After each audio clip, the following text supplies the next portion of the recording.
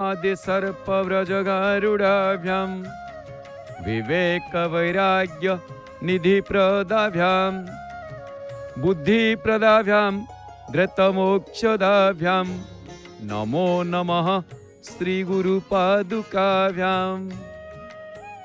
जय जय श्री जगन्नाथ, जय जय श्री जगन्नाथ, जय जय श्री जगन्नाथ। कामना वासना आदि षड रिपु रूपक सर्प मानकर विनाशक गरुड़ तुल्य, विवेक एवं वैराग्य रूपक ऐश्वर्य प्रदायक, सद्बुद्धि नायक एवं शीघ्र मोक्ष बा मुक्तिदायक से गुरुंकर पादुका द्वय को बारंबार प्रणाम। प्रिय जगन्नाथ प्रेमी दिव्यात्मन, आपण मानक समस्त को गुरु पूर्णिमा उपलक्षे शुभ संध्या। पवित्र गुरु पूर्णिमा, आषाढ़ पूर्णिमा, शयन पूर्णिमा, महाप्रभु एकादशी ठारू शयन को विजय कले। आज शयन पूर्णिमा, तेणु आम यही महाप्रभु को यही कहवा, भव सागर पारी करने को गुहारी करुछि तुम पयरे, दुख विनाशिब बोली मने भावी अधिया पड़ी तुम दुआरे। जय जगन्नाथ टीवी रे सीधा प्रसारण रे दर्शन करुछंती आपण माने महाप्रभुंकर दिव्य मुखार बिंद को देखुछंती। संध्या समयर दृश्य, भक्त मानकर समागम, धीरे धीरे बड़ देउल गहली बढ़िलाणी। आगो बास आसंता काली ठारू पहिली श्रावण। पहिली श्रावण रे श्रावण सोमवार भिड़ पुणी बढ़ीजिव। कृपामय प्रभु कृपा कर मोते, हरि निय सबु दुख मोहर, बंची थिवा जाके पाखे पाखे थाई शक्ति दियो तुमे मोते ईश्वर। भक्त भगवान को यही प्रार्थना करिताए, इच्छामय तुमे, तुम इच्छा बळे सबु घटु अछि एही दुनिया रे, जन्म मृत्यु को नियंत्रण कर, मो इच्छा को प्रभु पूरण कर। भक्तर इच्छा कारण ईश्वर स्वयं इच्छामय, स्वतंत्र इच्छामय से। तेणु महाप्रभु जेतेबेले शयन करती, जहाँ उत्कलवासी महाप्रभुंकर उठिके दंडायमान न हेबा पर्यंत, महाप्रभु उठी दंडायमान न हेबा पर्यंत कौन सी शुभ कार्य करती नहीं। शुभ कार्य कहले कौन ना, बाहागर, व्रतघर, नूतन गृह प्रतिष्ठा, कूप खनन, पुष्करिणी खनन, ए सबु कार्य उत्कलवासी करती नहीं। केतेबेले आरंभ करती ना, जेतेबेले महाप्रभु कार्तिक मास शुक्ल पक्ष एकादशी रे उठिके दंडायमान हुअन्ति, तापरठू शुभ समय आसी जाई थाए। बड़ भाग्य आमर, आमे मनुष्य जन्म पाइछे, महाप्रभुंकर लीला को दर्शन करुचे। सतेरे मानव जन्म दुर्लभ जन्म। शयन ठाकुर शयन रे अछंती, महाप्रभु किंतु तांको आखिरे पलक नहीं। आमे आमर बड़ भाग्य, आम पई महाप्रभु नयन अतिथि कि आमर रहिछंती, जाहाकू बालकांड 309 दोहार अष्टम चौपाई रे संत तुलसी सुंदर कथा वर्णना कले। बड़े भाग विधि बात बनाई, नयन अतिथि होई हई दो भाई। नयनर अतिथि गले दो भाई, राम आउ लक्ष्मण। बड़ भाग्य, बड़े भाग, बड़ भागी। मानव जीवन दुर्लभ जीवन, दुर्लभ जन्म। आमे महाप्रभु लीला, खेला, रूप, गुण, नाम, कीर्तन, ये सबू महाप्रभु पाखरे आमे करि पारुछे, जहाँ अन्य पाखरे नाही। जहाँ को अयोध्या कांड रे सुंदर कथा कहले, आमे जदि एभली महाप्रभु आम पाखरे अछंती, आमे जदि निजको भाग्यवान मने न करिवा, ताहाले समुद्र पाखरे बसी गेंडा कंकड़ा गोटेइबा ही सारा हबो। अयोध्या कांड रे कहले, बड़ भागी बनू अवध अभागी, जो रघुवंश तिलक तुम त्यागी।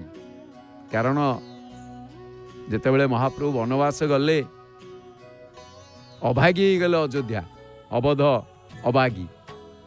आ बड़ भागी हेले किए से, ନା ବନବାସୀ? ବଡ଼ ଭାଗ୍ୟ ଶବ୍ଦ। ବଡ଼ ଭାଗୀ ବନୁ ଅବଧ ଅଭାଗୀ, जो रघुवंश तिलक तुम त्यागी। अयोध्यावासी तमे माने महाप्रभु को त्याग कल, बनवासी मलई खाइले, से माने बड़ भाग्यवान हेले। पुणी सेतिकी नुह, बढ़िया कथा किष्किंध्या कांडरे सुंदर कथा कहले, सोई गुणज्ञ सोई बड़ भागी, जो रघुवीर चरण अनुरागी। बड़ भागी।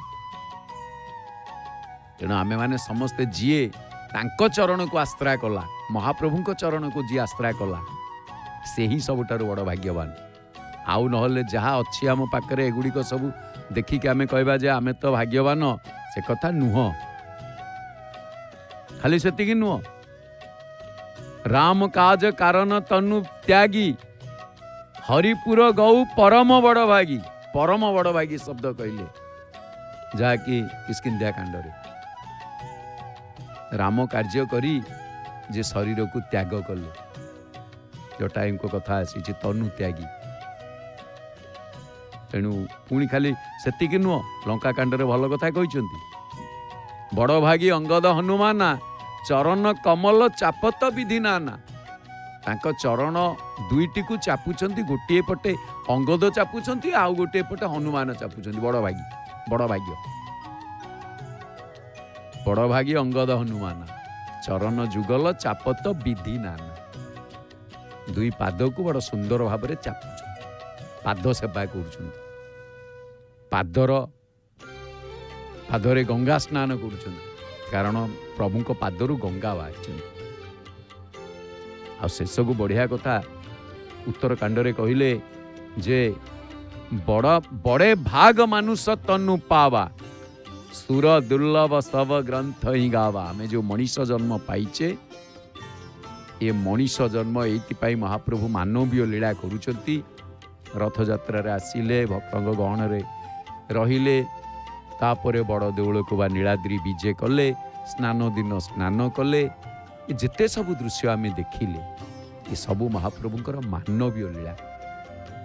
आउ बड़ भाग्य आमर, आमको से मनीष शरीर देइछंती। सेइतिपाई तो कहते, दोले च दोल गोविंद चापे च मधुसूदन, रथे तु बामन दृष्टा पुनर्जन्म न लभ्यते। तेणु आमे जो मनीष जन्म पाइचे, सुर दुर्लभ देव दुर्लभ, देवता मान को मध्य ता दुर्लभ, कारण देवता मानकर पुण्य क्षय हेले से पुणी यही मर्त्य मनीष जन्म पाती। सब ग्रंथ ही गावा, संथ ग्रंथ भगवंत मुहरे ये गोटे कथा गान करती, बड़े भाग मानुष तन पावा।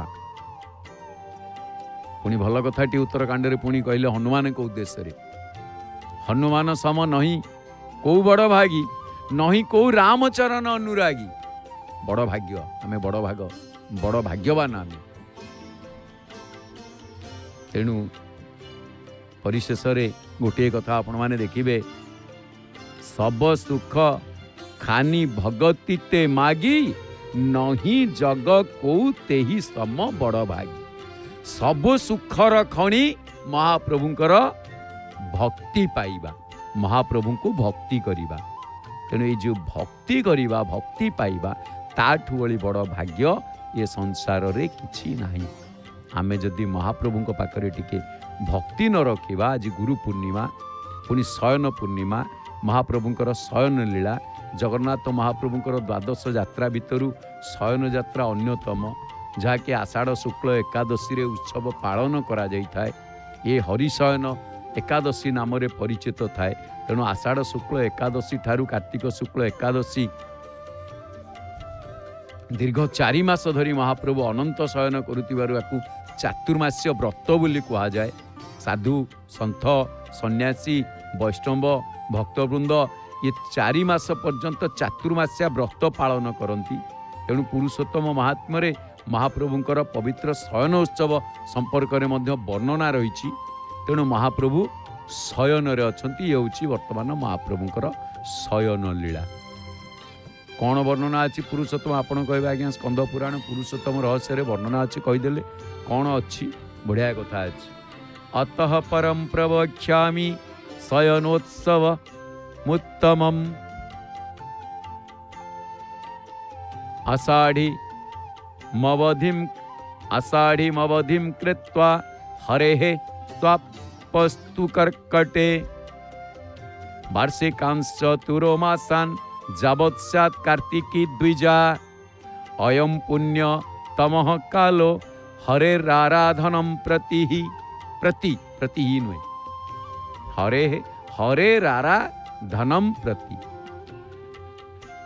अर्थ कौन ये गोटे कथा आपन कह आम सिंहद्वार दुईटी दृश्य देखुचे जय जगन्नाथ टीवी गोटे पटे आम देखुचे कौन ना महाप्रभुंकर मुखारबिंद को आउ गोटे पटे आम देखुचे महाप्रभुंकर सिंहद्वार को अरुण स्तंभ को माँ तोरण लक्ष्मी आम दर्शन करुचे जो तोरण लक्ष्मी का दर्शन सतरे ये तोरण लक्ष्मी का दर्शन मध्य बड़ भाग्य आमर आम सदाबेले तोरण लक्ष्मी की दर्शन करुचे कारण कौन ना जगन्नाथ मंदिर मुख्य प्रवेश द्वार अर्थात सिंहद्वार ठीक मध्य भागे भूमि 22 फुट उच्चतार माता तोरण लक्ष्मी दिव्य प्रतिमा आम जहाँ को देखुचे बर्तमान फूल सब खोली दौरान सुखीगला तापरे ए प्रतिमा को तोरण लक्ष्मी बा गुमुट लक्ष्मी बोली कहा जाए आ प्रतिमार स्वरूप जा उच्चता आउ मुद्रा माँ लक्ष्मी प्रतिमा प्रायतः 3 फुट उच्च माँ होती चतुर्भुजा रूप पद्मासन रे विराजमान अच्छा आयुध होची उपर 2 हस्तरे सुंदर पद्म फूल बेले बेले 2 हस्त अभय मुद्रा रे रही माने जेते बेले पद्म फूल शोभा पाइला बेले आउ 2टी अभय मुद्रा रे रही तापर प्रतिमार उभय पार्श्व 2टी हाथी अछंती जहाँ गजलक्ष्मी स्वरूप को दर्शाए माँ को डाहाण एवं बाम पार्श्व सखी माने दंडायमान मुद्रा रे रही प्रति गुरुवार संक्रांति एवं विशेष पर्वपर्वाणी रे माँ स्वतंत्र स्नान मार्जना श्रृंगार एवं पूजा अनुष्ठित हुए आम देखुचे से सब जी फूल सब सुखीगला से गुड़िक सब एथर खोला हो काढ़ी दौरान तापर माँ आम जो माँ को दर्शन करुचे ये माँ कौन ना ये माँ होती शुभ और समृद्धिर प्रतीक माँ लक्ष्मी सौभाग्य एवं ऐश्वर्यर अधिष्ठात्री देवी मंदिर द्वार रे तांकर उपस्थित मंगलमय शक्तिर संचार पाई तापरे माँ होती गजलक्ष्मी स्वरूप जहाँ गजलक्ष्मी पूजा आसी थाए कुमार पूर्णिमा 2 हाथी द्वारा अभिषिक्त ए रूप कृषिर उर्वरता वर्षा एवं सामूहिक सुख समृद्धिर प्रतीक कारण गज लक्ष्मीर प्रतीक जमती गज थिले लक्षे गज मले लक्षे आमर कथा रही तापर माँ आशीर्वाद मुद्रा रे एइथिपई अछंती जे भक्त माने मंदिर गर्भगृह को प्रवेश करिया पूर्वर माँ का आशीर्वाद भिक्षा करती जहाँ फल से मन शुद्ध एवं सकारात्मक होता है पुणी से मंदिर बाहर रुहति कहीं द्वार देश रुहति कहीं ना गोटे कथा वास्तु आ सकारात्मकता दृष्टि देखिले प्राचीन वास्तुशास्त्र अनुसार प्रवेश द्वार रे लक्ष्मी स्थान रहिबा उचित जहा द्वारा मंदिर मध्य को केवल शुभ शक्ति प्रवेश करि परिबो तापर ये आम जीवन दर्शन को बुझाए केमिति ना एक गभीर दर्शन को ये बुझाए जे मंदिर बाहर सांसारिक धन वृद्धि बा धन समृद्धि जे लक्ष्मी अछंती एवं मंदिर भितर मोक्ष जगन्नाथ महाप्रभु अछंती पुणी कौन ना सांसारिक सुख को अतिक्रम करिबा परे ही ईश्वर प्राप्ति हुए पुणी माँ को पतित पावनी महाप्रभु होचंती पतित पावन आमे दर्शन करुचे पतित पावन ठाकुर को माँ होचंती पतित पावनी जो माने कौन से कारणवशत मंदिर भीतर को जाई पारंतिनी से माने सिंहद्वार रे तिबा तोरण लक्ष्मी को दर्शन करी पुण्य प्राप्ति करंती पुण्य प्राप्ति पाई थांती तथा महाप्रभु को मध्य दर्शन करी थांती जगन्नाथ को लक्ष्मी को उभय को एका संगे दर्शन सौभाग्य मिले आ से होचंती एक रक्षा कवच जहाँकि रक्षा कवच भाव मंदिर पवित्रता को बजाय रखते तेणु आम तोरण लक्ष्मी की दर्शन करुचे निष्कर्ष कौन आसंता काली गुरुवार निष्कर्ष यह जे तोरण लक्ष्मी भक्त मान को स्वागत करती एवं जीवनर भौतिक समृद्धि एवं आध्यात्मिक शांति मध्य संतुलन रक्षा करने को माँ प्रेरणा दियंती माँ होती तोरण लक्ष्मी तेणु एठी जो आमे माँ को दर्शन करुचे माँ कृपा सागरी। माँ को कौन कह जाए? माँ होचंती कृपा सागरी। प्रभु कृपा सागर, प्रभु होचंती कृपार सागर, माँ होचंती कृपार सागरी। तेणु जो कथाटी अतः परम प्रवक्ष्यामि शयन शवमुत्तमम, अर्थ सूर्यदेव कर्कट राशि को गमन करने समय आषाढ़ मास शुक्लपक्ष एकादशी तिथि ठारू कार्तिक मास शुक्लपक्ष एकादशी पर्यंत ये 4 मास धरी महाप्रभु शयन करिथांती। एही समय रे श्रीहरि को आराधना कले सुमहत पुण्य मिलता है। तेणु आमे तेणुकरी तांकरी चरण रे ध्यान रखिबा दरकार। तेणु भक्त कहती तुमरी चरणे प्रभु करुछि जणाण, भक्तर प्रार्थना को कर हे ग्रहण, किछि दोष पाई प्रभु क्षमा एक दंड हेउ, तुम इच्छा पूर्ण हेउ भक्त क्षमा भक्त भी क्षमा पाऊ। तेणु जानिबारे हेउ बा अजाणते हेउ दोष पाई भक्त अनुतापे मर्माहत, तुमरी चरणे प्रभु करुछि जणाण, भक्तर प्रार्थना को कर हे ग्रहण। तुम पाखे भक्ति भावे करुअछि विनती, आलोकित कर जीवन घेन मो मिनती, गभीर विश्वास करुछि संध्यार आरती, तुमरी चरणे प्रभु करुछि मिनती। तेणु आमे महाप्रभु को देखुचे एवं माँ तोरण लक्ष्मी की देखुचे, अरुण स्तंभ को देखुचे। एमिति कि काशीधाम रे विभिन्न शास्त्रीय नियम अवलंबन करी साधक जो फल पाई थाए, पुरुषोत्तम क्षेत्र में 4 मास मध्यरु गोटिए मात्र दिन जदि श्रीहरिंकर सान्निध्य लाभ करी भक्त बा साधक समस्त प्रकार पुण्य फल करिथाए, से अनायास रे पाई जाए, गोटे दिन अवस्थान करिथाए। तेणु सर्वनियंता अंतर्यामी जगन्नाथ महाप्रभु ये 4 मास व्यापी महोदधि अनंत शय्यारे शयन करते। अनंत शयन को कहुए आदिशेष अनंत शयन। तेणु अन्य कौन सी पुण्य क्षेत्र में तांकर सान्निध्य मिली पारे नाही। वामदेव संहितारे शयन यात्रा पालन संपर्क में सुंदर कथा कह जाइछि। शृणोतु भद्रे जिगदिशिस्तुश्च यथा भवेद्वा शयनस्य यात्रा, आषाढ़ मासे हरिवासरे तां शीते च पक्षे कृतवान नरेन्द्र। सेमिति स्कंद पुराण उत्कल खंडरे कह जाइछि जे मनुष्य अन्यान्य सत्कर्म करू बा न करू आषाढ़ मास शुक्ल पक्ष एकादशी रे श्री विग्रह मानकर शयन उत्सव करवा एकांत प्रयोजन।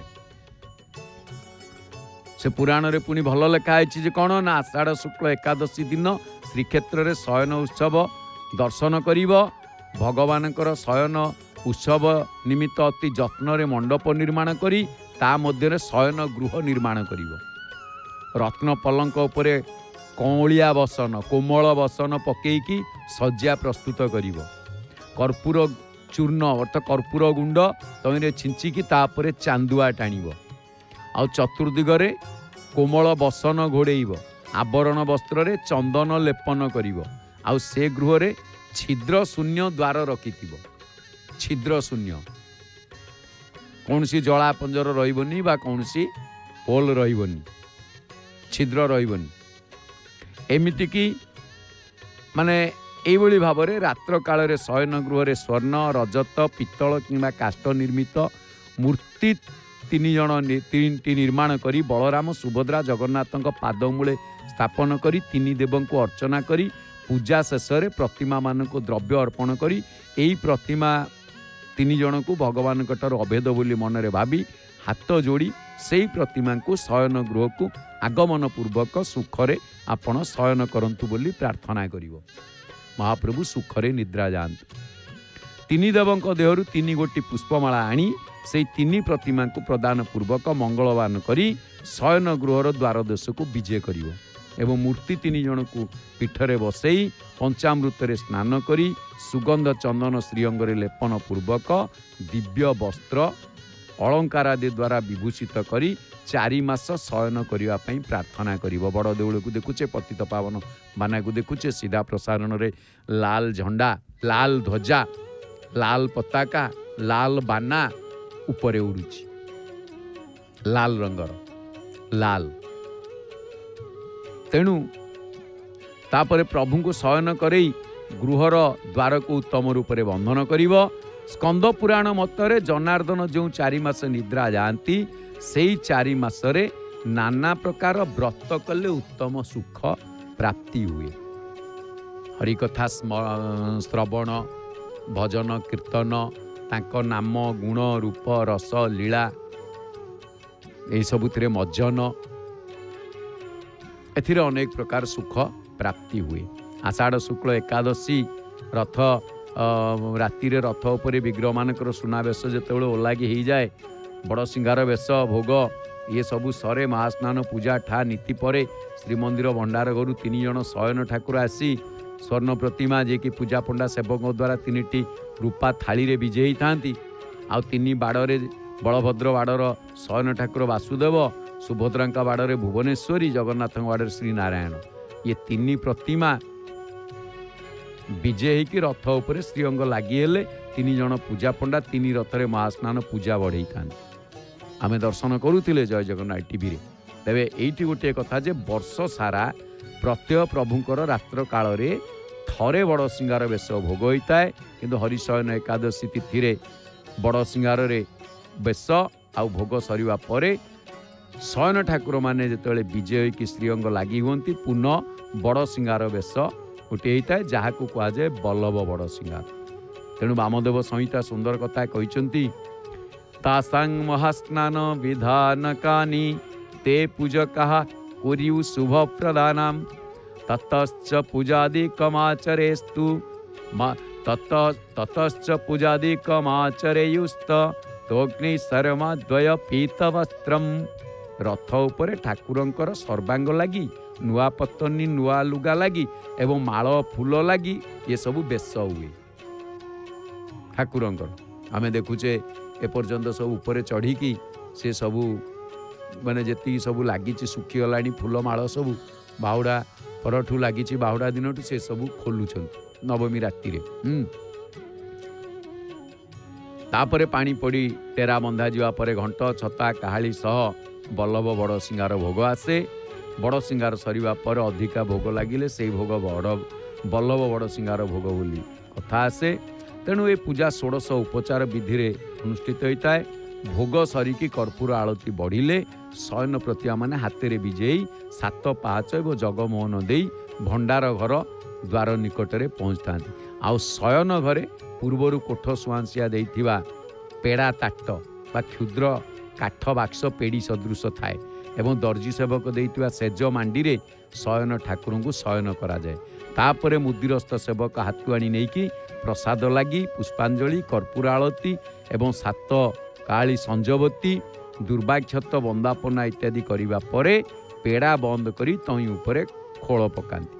ए नीति समापन परे नीति संपृक्त सेवक माने बाहर को आसिबा परे तड़ाऊकरण सेवक शयन घर द्वार को मदन मोहन को मुदरे मुद दियंती। मुद सील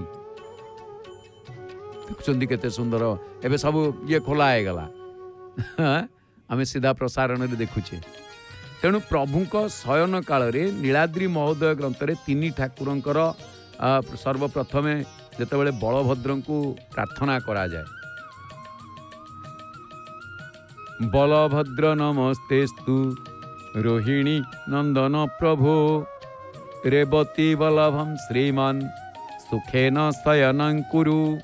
शयन लीला ये सुखरे शयन कर महाप्रभु शयन कर जगन्नाथों पाई जगदीश जगन्नाथ जगदानंदकारक जगद्धाम जगद्रूप नमस्ते जगतांपते दृष्टानांनाशनार्थाय दुष्टानांनाशनार्थाय शिष्टानां प्राणहेतवे लक्ष्मी कलत्र कल्पेस्मिन् सुखेन शयनं कुरु। सुखरे सुख निद्रा जाओ महाप्रभु का आवाहन करा जाए हे महाप्रभु आपण सुख निद्रा जाते सुख निद्रा जाइथिले जहाँकि आपण देखिले उदाहरण महाप्रभु सतरे कौन सुखरे निद्रा जाती जाती केमिति केमिति मने पकांदु मानवसा गुरुवार बलराम दास भक्त बलराम दास सुंदर कथा कही आरामदायिनी रात्रि सुखरे पाइला सुखरे पाइगला केमिति पाइला ପୁଣି କେତେ ନା ବେଳ 2 ଘଡ଼ି କରେ ନିଦ୍ରା ଯେ ଭାଜିଲା। ରାତି ସୁଖରେ ପାଇଯାଇଛି, କାରଣ ସୁଖ ନିଦ୍ରା ଯାଇଛନ୍ତି। ତା ପୂର୍ବରୁ ତାଙ୍କୁ ପ୍ରାର୍ଥନା କରାଯାଇଛି ଆପଣ ସୁଖ ନିଦ୍ରା ଯାଆନ୍ତୁ। ସୁଭଦ୍ରାଙ୍କ ପାଖରେ ଭଦ୍ରେ ଦେବୀ ନମସ୍ତୁଭ୍ୟଂ ସର୍ବଭଦ୍ର ପ୍ରଦାୟିନୀ ଭଦ୍ରାୟା ଜଗତାମତ୍ର ନମସ୍ତେ ଶୟନଙ୍କୁରୁ। ଏ ପ୍ରାର୍ଥନା ପରେ ଦେବ ପ୍ରତିମା ମାନଙ୍କୁ ଆଜ୍ଞାମାଳ 3ଟି ଦ୍ୱାରା ଭୂଷିତ ପୂର୍ବକ ଶୟନ ଗୃହକୁ ବିଜେ କରାଯାଏ। ଯେତେବେଳେ ହରିଶୟନ ଉତ୍ସବ ବିଗ୍ରହମାନଙ୍କର ଦ୍ୱାଦଶ ଯାତ୍ରାର ଅନ୍ତର୍ଭୁକ୍ତ ହୋଇଥିବାରୁ ଅନ୍ୟାନ୍ୟ ଯାତ୍ରା ଦର୍ଶନରେ ଭକ୍ତମାନେ ଅସୀମ ପୁଣ୍ୟ ଲାଭ କଲା ଭଳି ଏଥିରୁ ମଧ୍ୟ ଅହିକ ପାପତାପର ବିନାଶ ସଙ୍ଗେ ସଙ୍ଗେ ଅନାୟାସରେ ମୁକ୍ତି ମାର୍ଗର ପଥିକ ହେବାର ସୌଭାଗ୍ୟ ଲାଭ କରନ୍ତି। କାରଣ ଆପଣ ଦେଖିବେ ମହାପ୍ରଭୁଙ୍କର ଶୟନ ଯାତ୍ରା ଇଏ ଗୋଟିଏ ସ୍ୱତନ୍ତ୍ର ଯାତ୍ରା। ଶୟନ ଯାତ୍ରା 12 ମାସ ଭିତରୁ କେମିତି ସୁନ୍ଦର ଭାବରେ କେମିତି ବନ୍ଧା ହେଇଥିଲା ଦେଖନ୍ତୁ। ବାଉଁଶ ଦେହରେ କେମିତି ସବୁ ତୋରଣ ଖଞ୍ଜା ହେଇଥିଲା, ତୋରଣ ସବୁ ମାନେ ବନ୍ଧା ଯାଇଥିଲା, ଧୀରେ ଧୀରେ ଖୋଲୁଛନ୍ତି। କାରଣ 12 ମାସରେ 13 ଯାତ୍ରା ଭିତରୁ ଶୟନ ଯାତ୍ରା ଅନ୍ୟତମ। ଗୁଣ୍ଡିଚା ଯାତ୍ରା ଆସେ ଆଷାଢ଼ ମାସ। ଓହୋ ପାଖେଇ ଯାଅ, ସବୁ ପଡ଼ିଲା ଉପରୁ ଦେଖିଲେ। ବାଉଁଶରେ ଯେତିକି ଫୁଲମାଳ ସବୁ ଥିଲା ଶୁଖି ଯାଇଥିଲା ତ, ତେଣୁ ସେଗୁଡ଼ିକ ସବୁ ଲାଗି କରି ଦିଆଗଲା। କାହିଁକି ରହିବ ଶୁଖିଲା ରହିକି ଲାଭ କିଛି ନାହିଁ। ତେଣୁ କାଢ଼ି ଦିଆଗଲା। 12 ମାସରେ 13 ଯାତ୍ରା ମଧ୍ୟରୁ ଶୟନ ଯାତ୍ରା ଅନ୍ୟତମ। ଦ୍ୱାଦଶ ଯାତ୍ରାର ଯଦିଓ 12 ମାସରେ 13 ଯାତ୍ରା, ଦ୍ୱାଦଶ ଯାତ୍ରା ଅନ୍ତର୍ଭୁକ୍ତ। ତ୍ରୟୋଦଶ ଯାତ୍ରାଟି ବୈଶାଖ ଶୁକ୍ଳ ଅଷ୍ଟମୀ ନୀଳାଦ୍ରି ମହୋଦୟ ଅଷ୍ଟମୀକୁ ମିଶେଇକି 13 ଯାତ୍ରା ପାଳନ କରାଯାଏ। କିନ୍ତୁ ଦ୍ୱାଦଶ ଯାତ୍ରା ଭିତରେ କିନ୍ତୁ ଶୟନ ଯାତ୍ରା ଆସନ୍ତି। ଶୟନ ମହାପ୍ରଭୁ ବିଶ୍ରାମ ନେବେ। ସେପଟୁ ସବୁ ପଡ଼ୁଛି ତଳେ, ସବୁ ଭକ୍ତ ଅଛନ୍ତି, ଏଥର ଗଲେ ରହିଯାଇଥିଲେ। ତେଣୁ ହରିଶୟନ ଉତ୍ସବ ବିଗ୍ରହମାନଙ୍କର ଦ୍ୱାଦଶ ଯାତ୍ରାର ଅନ୍ତର୍ଭୁକ୍ତ। ଏମିତିକି ସ୍ୱୟଂ ବିଷ୍ଣୁଙ୍କର ଏ ଶୟନ କାଳ ଅର୍ଥାତ୍ ଆଷାଢ଼ ଶୁକ୍ଳ ଏକାଦଶୀ ଠାରୁ କାର୍ତ୍ତିକ ଶୁକ୍ଳ ଏକାଦଶୀ ପର୍ଯ୍ୟନ୍ତ 4 ମାସ ଏହି ସମୟ ମଧ୍ୟରେ ଶ୍ରୀକ୍ଷେତ୍ରରେ ଅବସ୍ଥାନ, ତୀର୍ଥ ସ୍ନାନ, ବ୍ରତ ପାଳନ ଏବଂ ଭଗବତ ପଦାରବିନ୍ଦ ଦର୍ଶନ ଏବଂ ତାଙ୍କ କଥା ଶ୍ରବଣ, ତାଙ୍କ ନାମ କୀର୍ତ୍ତନ ଏସବୁ ଅତୀବ ପୁଣ୍ୟପ୍ରଦ। ଖାଲି ପୁଣ୍ୟପ୍ରଦ ନୁହେଁ, କ'ଣ ନା ଅତୀବ ପୁଣ୍ୟପ୍ରଦ। ତାପରେ ମହାପ୍ରଭୁ ଦକ୍ଷିଣାୟନ ଯାତ୍ରା ମହାପ୍ରଭୁଙ୍କର ଅଛି, ଯାହାକି ମହାପ୍ରଭୁ ପୁଣି ପାର୍ଶ୍ୱ ପରିବର୍ତ୍ତନ ଏକାଦଶୀ କରିବେ। ଅର୍ଥାତ୍ ଆଷାଢ଼ ମାସରେ 2ଟି ଯାତ୍ରା ମୁଖ୍ୟ ଯାତ୍ରା, ଯାହାକି ଗୋଟିଏ ହେଉଛି ଶ୍ରୀଗୁଣ୍ଡିଚା ଯାତ୍ରା, ଆଉ ଗୋଟିଏ ହେଉଛି ଶୟନ ଯାତ୍ରା। ଜ୍ୟେଷ୍ଠ ମାସରେ ମହାପ୍ରଭୁ ସ୍ନାନ ଯାତ୍ରା କରନ୍ତି। ବୈଶାଖ ମାସରେ ଚନ୍ଦନ ଯାତ୍ରା। କିନ୍ତୁ ଆଷାଢ଼ ମାସଟି ଉତ୍ତରାଷାଢ଼ ପୂର୍ବାଷାଢ଼ ନକ୍ଷତ୍ରରୁ ଆଷାଢ଼ ମାସର ଉତ୍ପତ୍ତି। ଆଷାଢ଼ ମାସରେ ମହାପ୍ରଭୁ କ'ଣ କରନ୍ତି ନା 2ଟି ଯାତ୍ରା କରିଥାନ୍ତି। ଗୋଟିଏ ହେଉଛି ଗୁଣ୍ଡିଚା ଯାତ୍ରା, ଆଉ ଗୋଟିଏ ହେଉଛି କ'ଣ ନା ଶୟନ ଯାତ୍ରା। ତେଣୁ ଶୟନ ଯାତ୍ରା ମହାପ୍ରଭୁଙ୍କର ଏକ ସ୍ୱତନ୍ତ୍ର ଯାତ୍ରା। ତେଣୁ ଆଜି ଗୁରୁ ପୂର୍ଣ୍ଣିମା, ଆକୁ ଶୟନ ପୂର୍ଣ୍ଣିମା। ମହାପ୍ରଭୁ ଶୟନ କରିଥିବାରୁ ଯେମିତି ଆମର 2ଟି ପୂର୍ଣ୍ଣମୀ ପାଳନ କରାଯାଏ ଗୁରୁ ପୂର୍ଣ୍ଣିମା ହିସାବରେ, ଗୋଟିଏ ପୂର୍ଣ୍ଣମୀ ଆଉ ଗୋଟିଏ 2ଟି ଗୁରୁ ଦିବସ ପାଳନ କରାଯାଏ। ଗୋଟିଏ ସେପ୍ଟେମ୍ବର 5 ସର୍ବାପଲ୍ଲୀ ରାଧାକୃଷ୍ଣଙ୍କ ଜୟନ୍ତୀ, ଯାହା ଆମର ଭାରତୀୟ ମାନେ କଥାରେ, ଆଉ ଗୋଟିଏ ବୈଦିକ ମତରେ ଯାହାକି ଥାଏ ଆଷାଢ଼ ଶୁକ୍ଳ ମାନେ ଆଷାଢ଼ ପୂର୍ଣ୍ଣିମା, ଗୁରୁ ପୂର୍ଣ୍ଣିମା, ବେଦବ୍ୟାସଙ୍କର ଜୟନ୍ତୀ। ବ୍ୟାସ ସଂକଳକ ସଂଗ୍ରାହକ।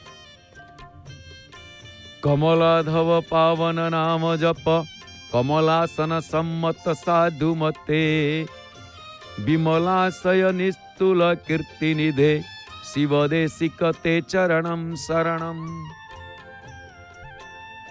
ମାତା ଲକ୍ଷ୍ମୀଙ୍କର ବଲ୍ଲଭଙ୍କର ପବିତ୍ର ନାମ ଜପ କରିବାରେ ହେ ବିଧି ସମତ ସାଧୁ ବୁଦ୍ଧି ସମ୍ପନ୍ନ, ହେ ନିର୍ମଳ ଅଭିପ୍ରାୟ ବିଶିଷ୍ଟ, ହେ ଅତୁଳନୀୟ କୀର୍ତ୍ତି ଭଣ୍ଡାର, ହେ ଶିବଗୁରୁ, ମୁଁ ତୁମ ଚରଣରେ ଶରଣାପନ୍ନ।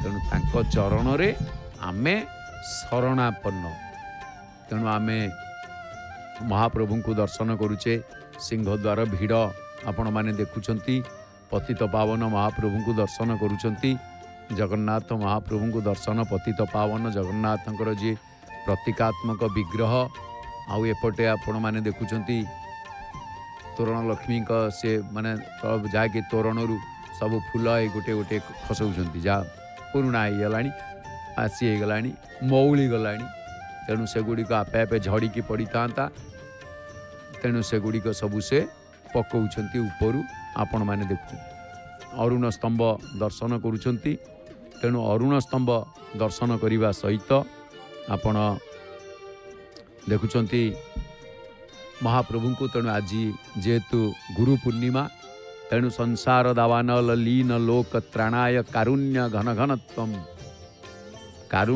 घनत्वम प्राप्तस्य कल्याण गुणार्णवस्य वंदे गुरु श्री चरणारविंदम संसार दावाग्नि रे बुड़ी रही लोक मानकर उद्धार पाई जे करुणा रूपी मेघमालार घनत्व लाभ करिछन जे मंगलमय गुण सागर से गुरुंकर पादपद्म को बारंबार प्रणाम आ श्रीहरि गुरुणा गुरु गोटे भल कथा पुरुषोत्तम जखन आसे सवाई गुरुर सार्थकता जाके धरिले थाके ना गुरु त्यागेर घृणा कथा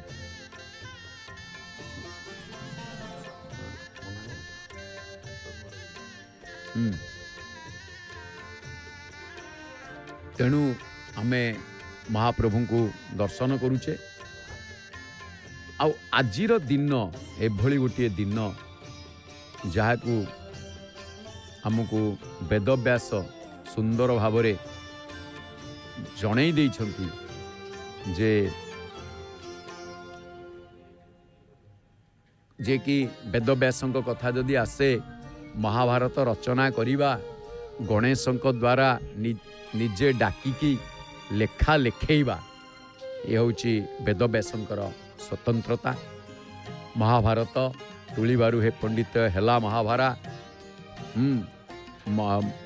महाभारत नामटी देले जे अंगीरा तेणु आज गुरु पूर्णिमा एवं ये गुरु पूर्णिमा सहित आम महाप्रभुंकर आज शयन पूर्णिमा तेणु महाप्रभु विश्राम अछंती आ विश्राम थिबा द्वारा आमे तांकरी नाम गुण कीर्तन रे ही दिन को अतिबाहित करिबा कृषकर ये होची आनंदर समय तेणु जहाँ चाष करिथाए कारण से चाष भितर लगी रही है तापरे संध्या समय तांको नाम गुण कीर्तन रे लगी रही है तेणु श्रावण भाद्रव श्रावण पूर्णिमाटी आप देखिए गम्हा पूर्णिमा बलभद्रंकर जन्म